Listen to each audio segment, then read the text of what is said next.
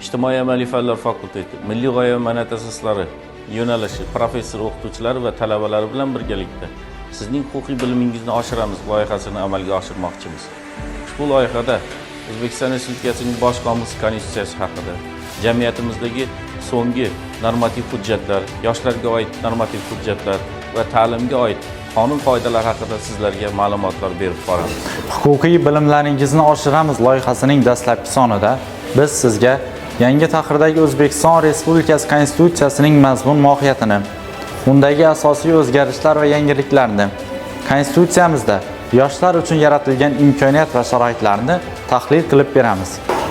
Yangi tahrirdagi O'zbekiston Respublikasi Konstitutsiyasi O'zbekiston Respublikasining 2023-yil 30-apreldagi referendumga binoan 2023-yil 1-maydan kuchga kirdi.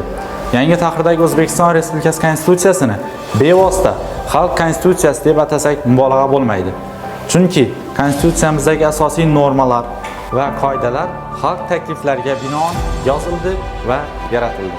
Yangi tahrirdagi O'zbekiston Respublikasi Konstitutsiyasi muqaddima 6 bo'lim, 27 bob va 175 tomoshadan iborat. Yangi tahrirdagi konstitutsiyamizning bo'limlarini sizlarga tanishtirib o'tamiz. Birinchi bo'lim asosiy prinsiplar. Ikkinchi bo'lim inson va fuqarolarning asosiy huquqlari, erkinliklari va burchlari. Uchinchi bo'lim jamiyat va shaxs. To'rtinchi bo'lim ma'muriy hududiy va davlat tuzilishi. Beshinchi bo'lim davlat hokimiyatining tashkil etilishi.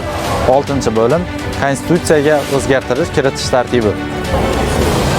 Yangi tahrirdagi O'zbekiston Respublikasi Konstitutsiyasida yoshlar ularning huquq va erkinliklarini yanada oshirishga, ularga keng imkoniyat va sharoitlar yaratishga alohida o'rin qaratildi. Konstitutsiyamizning 14-bobi oila, bolalar va yoshlar deb nomlanadi. Davlat yoshlarning shaxsiy, siyosiy, iqtisodiy, ijtimoiy va ekologik huquqlari himoya qilinishini ta'minlaydi, ularning jamiyat va davlat hayotida faol ishtirok etishini rag'batlantiradi. Yangi tahrirdagi O'zbekiston Respublikasi Konstitutsiyasining 78-moddasidan